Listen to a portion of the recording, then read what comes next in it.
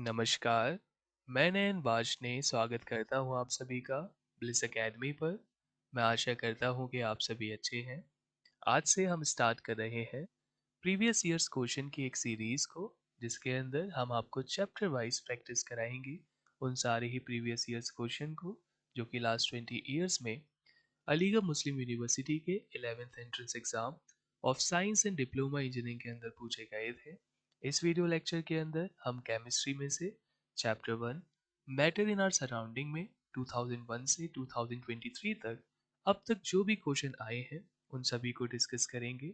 आप चाहें तो हमको in following social media handles पे भी फॉलो कर सकते हैं। स्पेशली आप हमारे टेलीग्राम चैनल या फिर व्हाट्सएप चैनल को ज्वाइन कर सकते हैं। यहाँ पर एग्जाम से रिलेटेड जो भी लेटेस्ट नोटिस होते हैं, साथ ही साथ इन वीडियो लेक्चर्स की जो पीडीएफ फाइल है हम प्रोवाइड कराते हैं, जिनको आप यहाँ से डाउनलोड कर सकते हैं और अपनी प्रिपरेशन को बेटर बना सकते हैं। तो आप इनको भी ज़रूर ज्वाइन कीजिएगा। तो चलिए अब शुरू करते हैं। तो यहाँ पर हम देख सकते हैं कि जो पहला क्वेश्चन यहाँ पे आया ये 2008 और 9 के सेशन में पूछा गया था। इसमें हमसे कहा गया है कि जो रेट है एवोपरेशन की ये इंक्रीज करती है। अगर हम सबसे पहले एवोपरेशन को रिकॉल करें तो बेसिकली एवोपरेशन उस फिनोमेना को कहते थे जहाँ पर कोई भी लिक्विड गैसियस स्टेट में कन्वर्ट हो जाता था बिलो इट्स बॉइलिंग पॉइंट।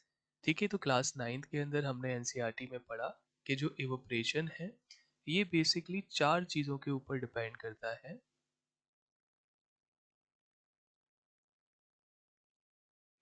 ठीक है, इसमें सबसे पहले आपका टेम्परेचर है। ठीक है, अगर हम इवोपरेशन को देखते हैं तो इवोपरेशन टेम्परेचर के डायरेक्टली प्रोपोर्शनल होता है, यानी कि टेम्परेचर बढ़ने पे जो इवोपरेशन का रेट है वो बढ़ जाएगा और घटने पे घट जाता है। इसी तरीके से अगली चीज़ होती है यहाँ पे हमारे पास विंड की स्पीड। विंड की स्पीड जब ज़्यादा होगी तो इवोपरेशन भी क्या हो जाता है ज़्यादा, और विंड की स्पीड कम होने पे इवोपरेशन हो जाता है कम। इसी तरीके से तीसरी चीज़ जिस पे इवोपरेशन डिपेंड करता है वो आपका सरफेस एरिया है। अगर किसी चीज़ का सरफेस ज़्यादा है तो वहाँ पर बेसिकली इवोपरेशन ज़्यादा हो जाएगा, और सरफेस एरिया कम होने पे इवोपरेशन का रेट डिक्रीज हो जाता है। आखिरी चीज़ जिस पे इवोपरेशन डिपेंड करता है वो है ह्यूमिडिटी। ह्यूमिडिटी के ये इन्वर्सली प्रोपोर्शनल होता है, यानी कि अगर कहीं पे ह्यूमिडिटी ज़्यादा है तो वहाँ पे इवोपरेशन कम हो जाएगा, और अगर कहीं पे ह्यूमिडिटी कम है तो वहाँ पे इवोपरेशन ज़्यादा हो जाएगा। इस बात को आप याद रखना। ठीक है, इस पे रिलेटेड भी क्वेश्चन एग्जाम में बदल के पूछा जा सकता है। अब एक बार ऑप्शन देख लेते हैं। तो पहले पार्ट में कह रहा था कि अगर विंड की स्पीड डिक्रीज हो जाए तो इवोपरेशन बढ़ेगा, है ना, तो ये बात गलत है। एवोपरेशन विंड की स्पीड डिक्रीज करने पे डिक्रीज होता है। दूसरे में कह रहा है कि ह्यूमिडिटी बढ़ जाए तो इवोपरेशन इंक्रीज करेगा, नहीं, ह्यूमिडिटी बढ़ने से इवोपरेशन डिक्रीज करता है। सी ऑप्शन में कह रहा है कि अगर टेम्परेचर डिक्रीज कर जाए तो डिक्रीज करने पे तो डिक्रीज होता है। यानी कि जो लास्ट वाला ऑप्शन हमारे पास है कि अगर हम सरफेस एरिया को बढ़ा दें तो इवोपरेशन इंक्रीज करेगा, ये हो जाएगा हमारे लिए राइट आंसर। नेक्स्ट क्वेश्चन को देखते हैं। नेक्स्ट क्वेश्चन में कह रहा है कि which of the following is not a property of amorphous solids. ठीक है, अब अगर एनसीईआरटी की बात करें तो क्लास 9th एनसीईआरटी में इस बात का जिक्र नहीं था कि सॉलिड्स कितने तरीके के होते हैं। अगर हम सॉलिड्स को स्ट्रक्चर के बेसिस पे देखते हैं तो सॉलिड्स हमारे पास दो तरीके के होते हैं। ठीक है, इसको आप भी नोट डाउन कर लीजिए। एक हमारे पास क्रिस्टलाइन सॉलिड्स होते हैं, ठीक है, वहीं दूसरी तरफ हमारे पास अमorphous सॉलिड्स होते हैं। ठीक है, अगर थोड़ा सा इनके बारे में हम जाने जो एग्जाम में आ सकता है, तो पहली चीज आप याद रखेंगे कि जो क्रिस्टलाइन सॉलिड्स हैं ये basically long range of order रखते हैं, यानी कि अगर इनके अंदर मॉलिक्यूल्स का अरेंजमेंट देखेंगे तो ये काफी लंबा होता है। जबकि अमorphous सॉलिड जो है इनके पास शॉर्ट रेंज ऑफ ऑर्डर है मॉलिक्यूल्स के अरेंजमेंट का। इसके बाद अगली इंपॉर्टेंट चीज़ आप यहाँ पे याद रखेंगे कि जो क्रिस्टलाइन सॉलिड्स हैं ये एनिस्ट्रॉपिक होते हैं नेचर में। इसका मतलब क्या है, यानी कि जब इनके क्रिस्टल्स को हम देखेंगे डिफरेंट एंगल से तो इनकी जो प्रॉपर्टीज़ है जैसे कि इलेक्ट्रिकल रेजिस्टिविटी है, कंडक्टिविटी है, वो बदल जाती है। जबकि अमorphous सॉलिड्स के अंदर ऐसा नहीं होता, तो इस वजह से अमorphous सॉलिड्स आइसोट्रॉपिक होते हैं नेचर में। ठीक है, यानी कि थ्रू आउट क्या करते हैं, सेम प्रॉपर्टी शो करते हैं। अब यहाँ पे आप एग्जाम्पल याद रख सकते हैं। अगर हम क्रिस्टलाइन सॉलिड्स की बात करें तो एग्जाम्पल के तौर पे आप याद रखिएगा क्वार्ट्ज को। ठीक है, इसी तरीके से अगर हम अमरफस की बात करते हैं तो यहाँ पे आप याद रखेंगे ग्लास को। ठीक है, ये तीन चीज है, इन पे क्वेश्चन बन जाएगा, यही इंपॉर्टेंट है। एटलीस्ट क्रिस्टलाइन और अमरफस सॉलिड्स में आप इतना याद रखेंगे। अब एक बार हम ऑप्शंस देख लेते हैं। तो क्वेश्चन में पूछा गया था कि एमोफस सॉलिड की इसमें से क्या प्रॉपर्टी नहीं है। तो पहली चीज कह रहे हैं आइसोट्रॉपिक होता है नेचर में, बिल्कुल सही बात है। इरेगुलर शेप होती है, क्योंकि लॉन्ग रेंज ऑफ ऑर्डर नहीं है तो शेप भी कैसी होती है, इरेगुलर होती है। सी में कह रहा है कि सुपर कूल्ड लिक्विड्स हैं, तो बिल्कुल सही बात है, अगर ग्लास को हम देखेंगे तो उसको सुपर कूल्ड लिक्विड कहा जाता है। डी वाले ऑप्शन में कह रहा है लॉन्ग रेंज ऑफ ऑर्डर, तो यही वाला ऑप्शन क्या हो जाएगा यहाँ पे, गलत हो जाएगा, क्योंकि crystalline solids long range of order रखते हैं। ठीक है, अगर आप एक एक एग्जाम्पल और अगर याद रखना चाहें तो यहाँ पर आप एग्जाम्पल ले सकते हैं, क्वार्ट्ज के साथ साथ कॉपर का ले सकते हैं। ठीक है, इसी तरीके से अगर हम अमorphous सॉलिड में एक एग्जांपल याद रखें तो यहाँ पे आप टेफ्लॉन का एग्जांपल याद रख सकते हैं। ठीक है, ये भी किस में आते हैं, अमorphous सॉलिड्स के अंदर आते हैं। नेक्स्ट क्वेश्चन को देखते हैं। नेक्स्ट क्वेश्चन में कह रहा है कि evaporation of liquids take place. तो अभी इनिशियली हमने डिस्कस करा था कि एवोपरेशन उस फिनोमेना को कहते हैं जहाँ पे एक लिक्विड गैसियस स्टेट में कन्वर्ट हो जाता है बिलो इट्स बॉइलिंग पॉइंट, जो कि सी ऑप्शन में दे रखा है, तो ये हमारे लिए राइट आंसर है। नेक्स्ट क्वेश्चन को देखते हैं। नेक्स्ट क्वेश्चन में कह रहा है कि इनमें से कौन सा स्टेटमेंट सही है। तो बेसिकली ये जो क्वेश्चन है ये सब्लिमेशन पे बेस्ड है। ठीक है, सब्लिमेशन हम उस फिनोमेना को कहते हैं जहाँ पर कोई भी चीज़ डायरेक्टली सॉलिड स्टेट से गैसीय स्टेट में क्या करती है, कन्वर्ट हो जाती है, या फिर वाइसा वर्सा। ओके, अब अगर हम देखें कि कौन कौन सी चीज़ सब्लिमेशन करती है, तो यहाँ पे कुछ चीज़ें आप याद रखेंगे कि sublimation basically solid carbon dioxide, ठीक है, नेप्थलीन की बॉल्स, आयोडीन, कैम्फर और अमोनियम क्लोराइड। ठीक है, ये पांच एग्जाम्पल आप एटलीस्ट याद रखेंगे, पांचों के पांचों सब्लिमेशन करते हैं। यानी कि जैसे इनको हम थोड़ी सी हीट सप्लाई करेंगे तो ये अपनी स्टेट को सॉलिड से गैसियस में कन्वर्ट कर देंगे, या फिर गैसियस से सॉलिड में। दो चीज़ और यहाँ पे याद रखेंगे, एक सबलाइम होता है और एक होता है हमारे पास सब्लीमेट। ठीक है, सबलाइम क्या है, सबलाइम उस कंपाउंड या फिर उस मैटर को हम कह रहे हैं जो कि सॉलिड से गैस वाली स्टेट में जा रहा है। लेकिन अगर हम गैस को कंडेंस कर दें तो गैस से वापस जो सॉलिड में कन्वर्ट होगा वो कहलाता है सब्लिमेट। तो अभी इस कॉन्सेप्ट पे तो क्वेश्चन नहीं आया है, लेकिन हो सकता है कि आने वाले टाइम पे बन जाए, तो इस वाले पार्ट को भी आप याद रखना। अब एक बार ऑप्शन देख लेते हैं। तो पहले पार्ट में कह रहा था कि जो कैम्फर और अमोनियम क्लोराइड है ये दोनों ही सब्लिमेशन करते हैं, सही बात है। दूसरे में कह रहा है अमोनियम क्लोराइड ही केवल सब्लिमेशन करता है। तो ऑप्शंस के हिसाब से ये वाली बात क्या हो जाएगी, गलत है ना, क्योंकि पहले वाले ऑप्शन में ही जो दोनों चीज़ें दे रखी थी सही थी कि कैम्फर और अमोनियम क्लोराइड दोनों ही सब्लिमेशन करते हैं। तो यहाँ पे जो हमारा पहला ऑप्शन है ये हो जाएगा राइट आंसर। नेक्स्ट क्वेश्चन को देखते हैं। नेक्स्ट क्वेश्चन में कह रहा है कि इसमें से क्या चीज़ सही है। तो ये जो क्वेश्चन बेस्ड है ये लेटेंट हीट के कॉन्सेप्ट पे बेस्ड है। ठीक है, अगर हम लेटेंट हीट की बात करते हैं तो लेटेंट का मतलब क्या था, हिडन। ये बेसिकली वो हीट है जो कि आप किसी भी मैटर को सप्लाई करते हैं ताकि वो अपनी स्टेट को चेंज कर सके। ओके, अब आपने अगर लेटेंट हीट के बारे में पढ़ा कि लेटेंट हीट बेसिकली दो तरीके की होती है।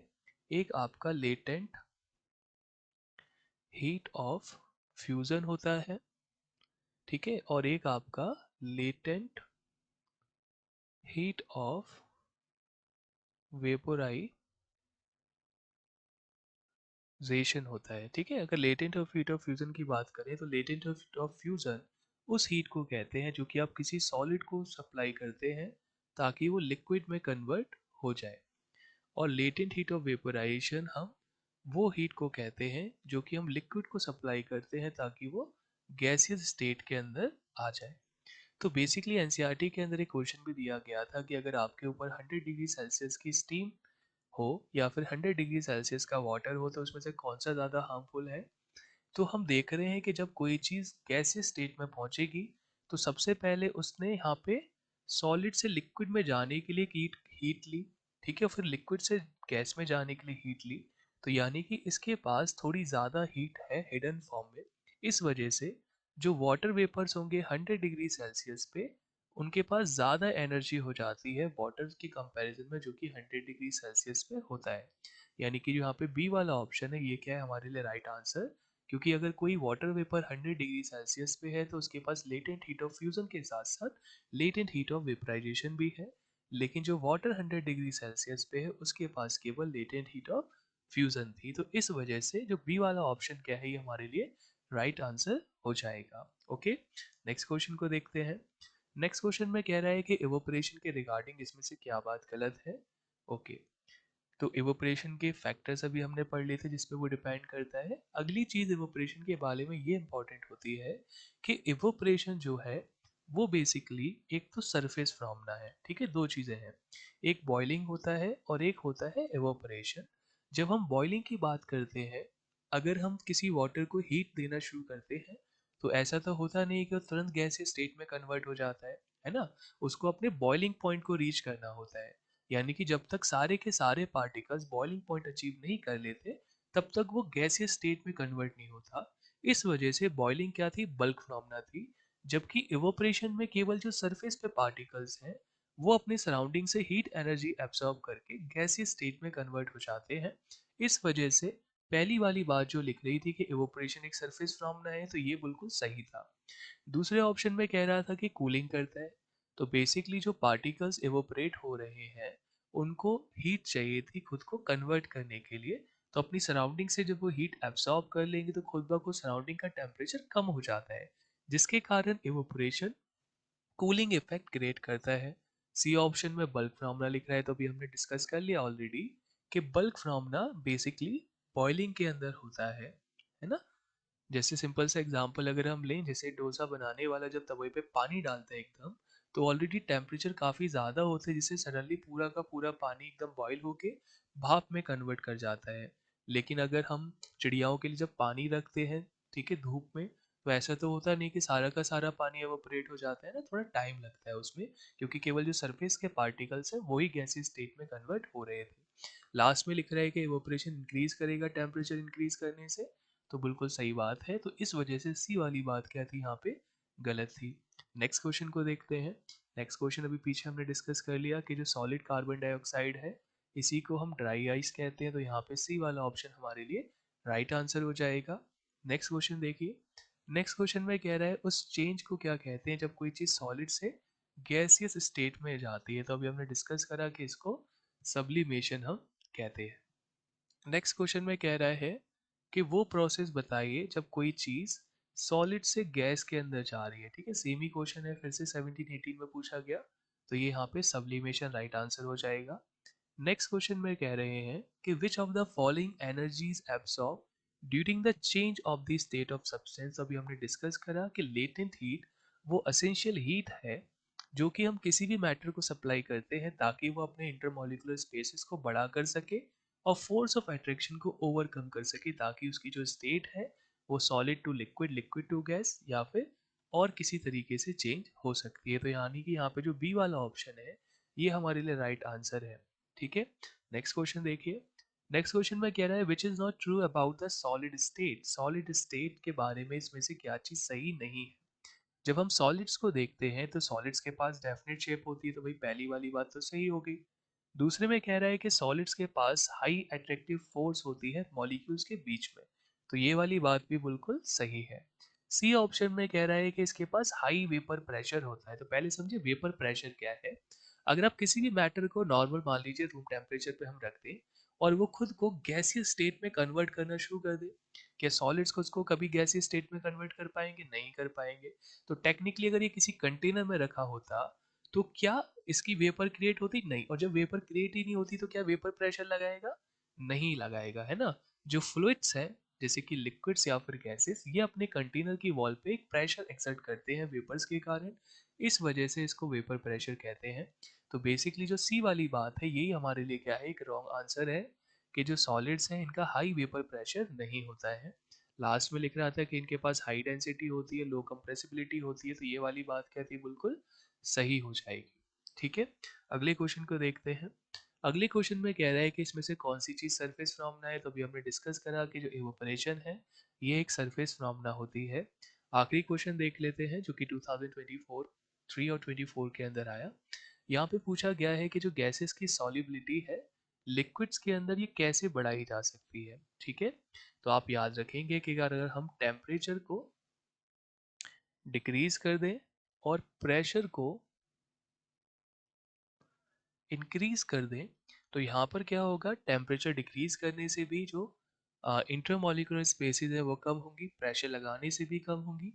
ठीक है, साथ ही साथ प्रेशर लगाने से फोर्स ऑफ अट्रैक्शन बढ़ जाएगा और टेम्परेचर कम करने से भी बढ़ जाएगा, जिसके कारण जो गैस अभी गैसीय स्टेट में है फिर वो इंटरमॉलिक्यूलर स्पेसिस के कारण किस में आ जाएगी, लिक्विड स्टेट में आ जाएगी।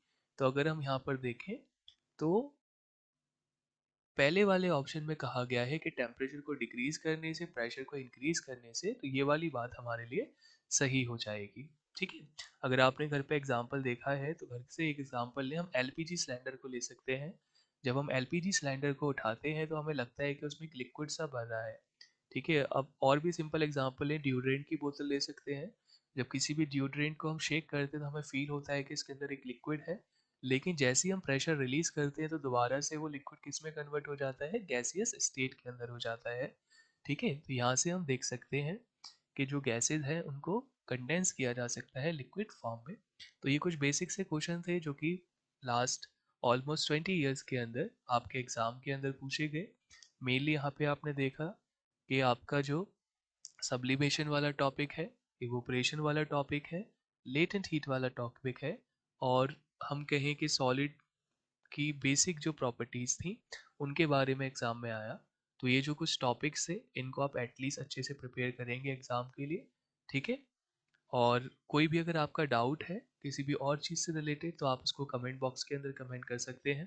उन सभी को आंसर करने की हम पूरी कोशिश करेंगे। तो चलिए फिर मिलेंगे एक नई वीडियो के अंदर, तब तक के लिए गुड बाय।